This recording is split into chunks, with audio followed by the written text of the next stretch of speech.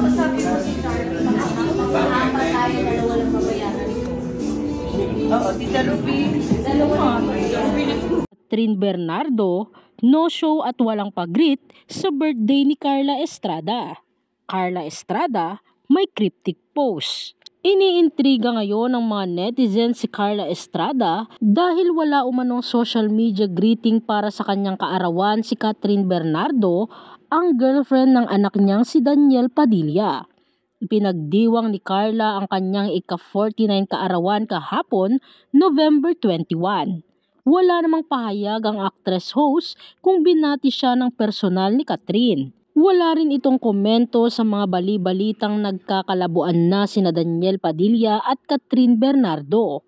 Kaugnay nito, nagpakawala nga ng cryptic post si Carla sa Instagram ngayong araw. Anya, hindi mo utang sa iba ang buhay mo.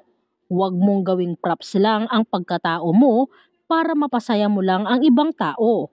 Pasayahin mo ang iyong sarili. Deserve mo yun. At kung ang iba ay hindi natutuwa, bahala sila. Kalungkutan na nila yun.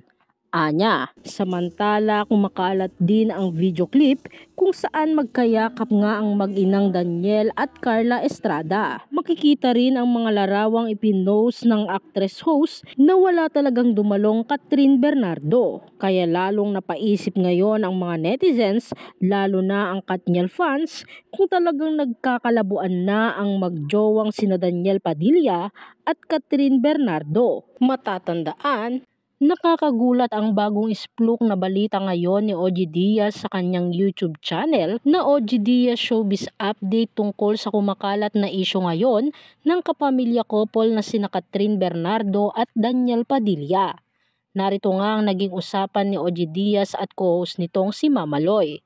Talagang pinag-uusapan sa social media yun ngang di umano ang hiwalayan ni Daniel at Catherine na ang dahilan daw ay si unang pahayag ni OG Diaz. Sino? Tanong ni Mama Loy. Syempre, hindi naman to confirm ha, kaya dapat marinig din natin ang panig nila. Kasi nililink si Daniel kay Andrea Brillantes. Pahayag ni OG Diaz. Diba nakakaloka? Dagdag pa nito.